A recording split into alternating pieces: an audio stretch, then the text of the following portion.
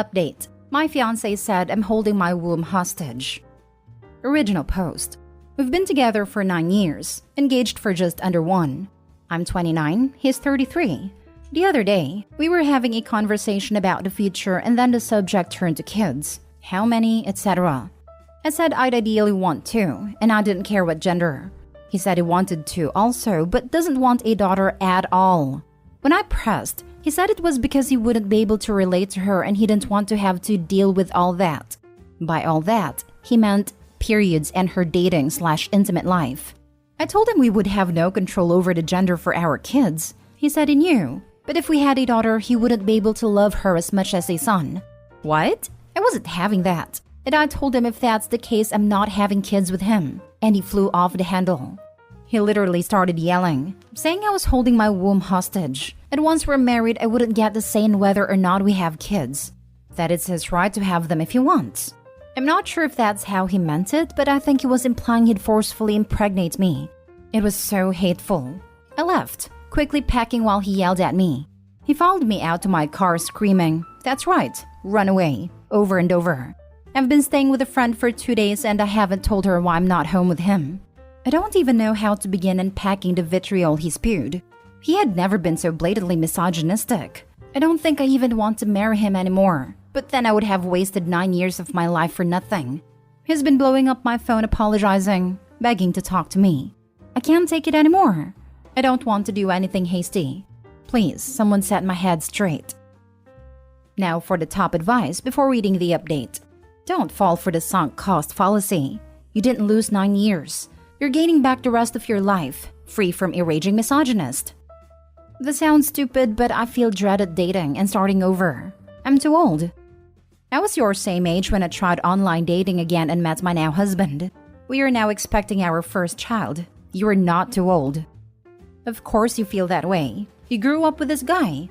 You were only 20 when you got together. In the past 9 years, a guy has been causing you to attach your worth to him. But he's not right about that. You don't need him to be happy. Just like you know in your heart you don't need to have only boy children to be happy. It sounds like your heart knows this is the last straw. Take it from someone 15 years older than you. Listen to all these other women. Let them teach you, not some controlling man who just told you he would make you his incubator whether you like it or not. You're not here to breed for him and his family, my friend. You have the right to be free. This isn't medieval times. And take it from this divorcee. There's no feeling like being free from a life you didn't realize how much you disliked. And take it from this person who found her partner after 30, after being horrifically betrayed by another. You have time. You have lots of chances. There are way more tastier fish in the sea. Do what your heart wants. He's going to make you feel like you need to come home. You're not married. Think about what the word home means. Hint, it means love, trust, support, and safety. I want you to understand that was the luckiest day of your life. No idea how you missed this for 9 years. You need to think about this once you're clear and settled. But today, let's focus on the extraordinary gift he gave you when he revealed himself so clearly. You need to tell your friend exactly what happened. Your impulse to keep it to yourself tells me that you were not secure in the realization that you were in a romance with a dangerous chauvinistic monster. You're trying to leave yourself the option to go back. Please stop that. Of course, you cannot marry this man. He is a total creep. He threatened you with forced breeding. And he most certainly should never have children. But the only thing you need to make sure of is that he doesn't have them with you. Resolving now that your relationship is over is not hasty. It has taken you 9 years too long. Do not waste another moment of your life even entertaining the possibility of associating with this man. Also, OP, if you leave now, which you definitely should, you will not have wasted 9 years. You will have saved yourself and your theoretical children the entire rest of your lives from being mistreated by this person. Save yourself. Save yourself from a life with a horrible misogynistic a-hole. And write those 9 years off as you not knowing, because that's what they were. He hid this part of him, and you had no way to know it fully. At least it was only 9 years. Not 20, not 50, hell, not even 10. And now for the update. Hi everyone. I just thought I'd do an actual update to what happened. So, I took you guys' advice and told my friend I'm staying with. She told me I could stay with her in her guest room until I found my own place. She called her brothers and they actually ended up going yesterday with me to grab my stuff. He tried to hide a bunch of my things, like my medicine and expensive skincare stuff, but they ended up getting it from me. He also tried to say that my game system was his and he'd report me for stealing it, even though it's mine. He also broke some stuff. I don't want to recap what else happened in detail because it was unnecessarily stressful. It took like 5 hours to get my clothes and personal items. The furniture we got secondhand from like Goodwill and Marketplace, so I'm really not worried about that. Before we left with my stuff, I told him it was over. And he seemed okay with it, but after we left, he blew up my phone telling me no one would want me, and calling me used up and all these vile names. I don't care anymore. I screenshotted the messages and blocked him. I called my parents and told them what happened, and they're telling our family the wedding's off so I don't have to do it. We hadn't put any deposits down yet, so no real loss. I guess on the bright side, I'm not so sad about him anymore. I'm flying to visit my family next week. Thanks guys for the help. I am incredibly relieved to hear all of this. Blessings upon your friend for being willing and able to give you a safe place to land and regroup. I hope you absolutely thrive as you move forward. I'm relieved too after seeing the way he behaved. I think eventually he would have killed me. Be really proud of yourself. You did such a brave thing. One day in the future, you look back with such a sense of relief and inner peace that this is over. And you'll have hope and excitement for your future, and it will all be down to current you. I wish you all the best. After things have calmed down a bit and if it's available to you, talking to a therapist will be really helpful for healing. I wish you the best. Therapy is definitely in the works. Thank you. Just remember, you didn't waste the time with him. You had your good times, and you grew in other ways. And he's 100% wrong when he tries to tell you that no one would want you. Just be grateful that his mask slipped before the wedding. Seriously, do you think anyone would want him if they knew about what he said/did? So basically, he got it backwards. Thank God he showed you this before you were married and pregnant. Also, it's wonderful you have a friend helping you so readily. Please consider cameras when you move and also getting a new phone number. Also get into counseling. It's possible there have been little things you didn't notice but could need to be undone so you don't miss them a second time around. Last story is titled, Update. How do I, 23 female, get over my resentment for my boyfriend, 22 male, and jealousy from my sister's 19 female relationship? Original post. I've been dating my boyfriend Gerald for over a year now, and I'm realizing that we never really did anything during the relationship.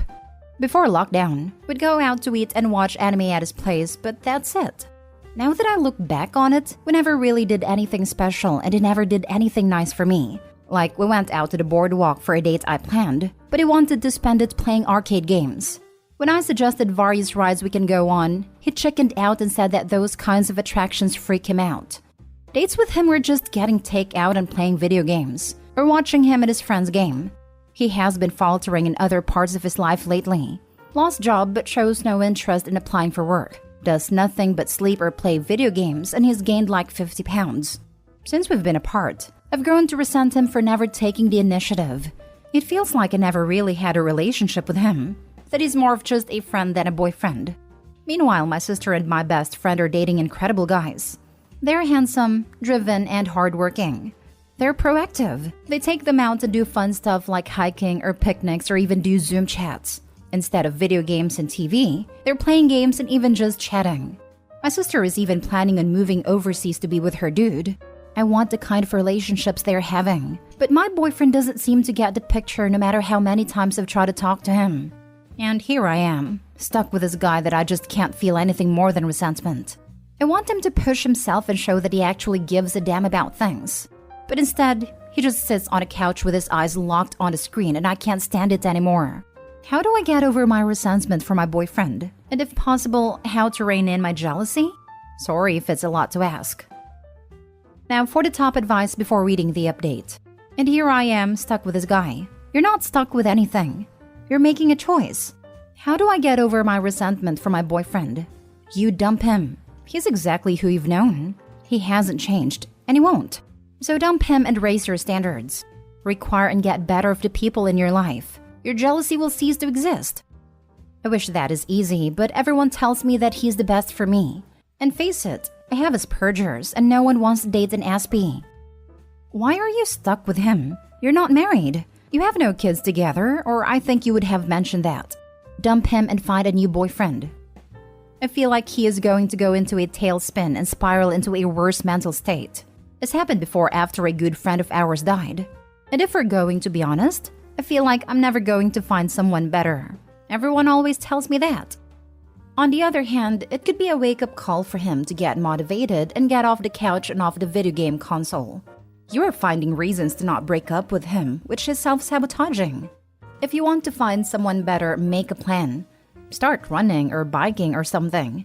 Find a group where you can meet new people. Don't believe people who say you'll never find anyone better. But you also need to activate your own self to do that.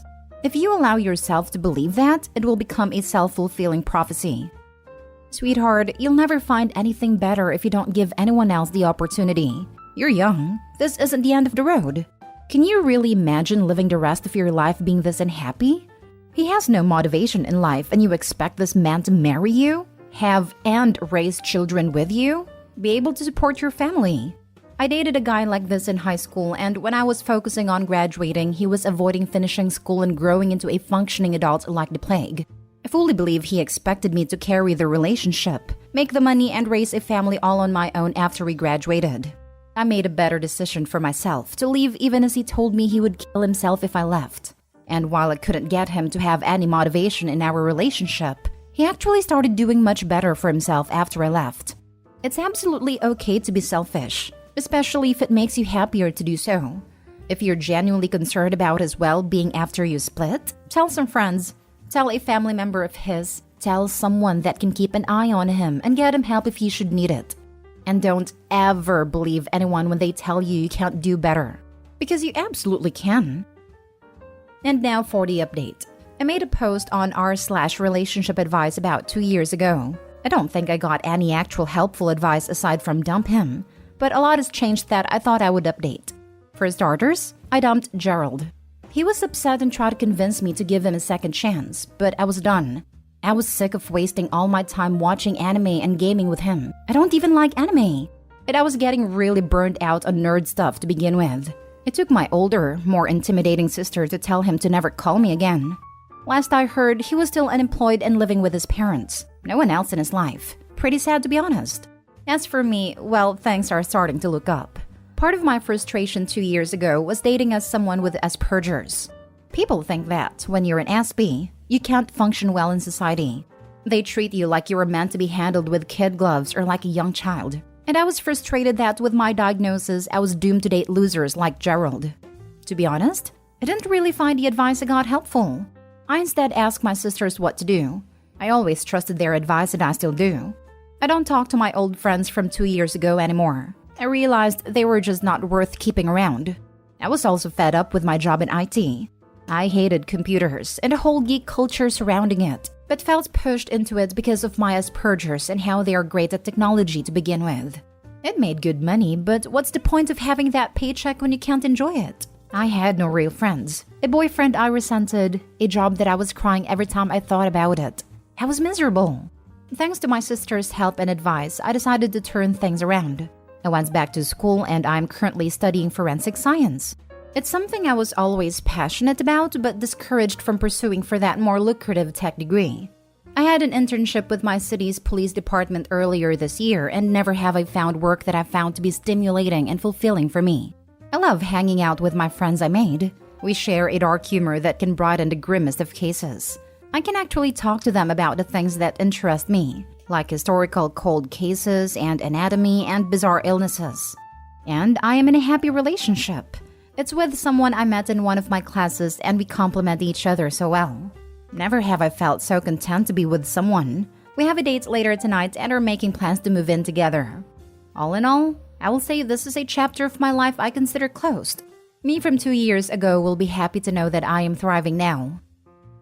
It's weird she thinks she didn't get good advice when they said dump him. It was the right option, and what she ended up doing. It was literally the only solution to, how do I get a relationship I want with someone who doesn't want the same kind of relationship? Maybe listening to her sisters say what everyone else said was crucial, especially since the sisters could elaborate and be more specific. I'm happy she had real-life support and smart sisters. Yep, and side note, Gerald definitely had some untreated mental health issues. Hopefully gets help. Doesn't sound like it though. I might be seeing patterns that aren't there, but there seem to be just as many men who think the right woman will fix or put up with him, instead of a therapist where they have to put in work, as there are women who think they can fix a man. Well, she seems very judgmental and unpleasant to be around. Glad things worked out for her. For real, it sounds like they just had different personalities, but she basically just chat on him. The only illusory quality was he didn't try to find a job. But I'm pretty sure the original post was written around the height of the pandemic, so that could easily explain it.